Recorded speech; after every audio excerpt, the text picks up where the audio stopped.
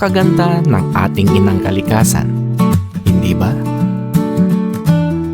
Ang kalikasan ay hindi lamang isang tanawin na dapat pagmasdan, kundi isang tahanan na dapat pangalagaan.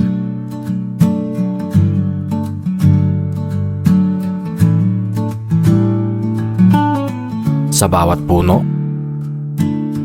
sa bawat ilog, sa bawat nilalang na nabubuhay sa kalikasan ay nakasalalay ang kinabukasan ng susunod na henerasyon.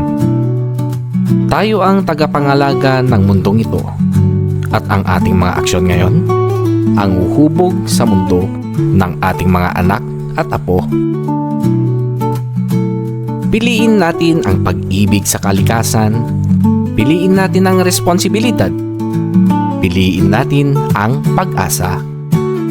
Sama-sama nating likain ang isang kinabukasan kung saan ang kalikasan at ang tao ay magkasamang umuunlad.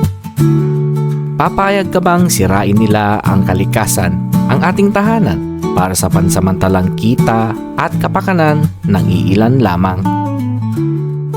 Ipagpapalit ba natin ang malinis na hangin, malinis na tubig, at malawak na taniman ng ating mga pagkain? Ipagpapalit ba natin ang lahat na ito sa pagmimina ng ginto o anumang mineral? Siyempre, hindi. Sa bawat desisyon na ating gagawin, isipin natin ang ating mga anak at apo. Isipin natin ang mundo na gusto nating iwan sa kanila. At piliin natin ang kalikasan dahil dito nakasalalay ang ating tunay na kayamanan at kaligayahan. No to mining in Nueva Vizcaya. Ipamana, huwag ipamina.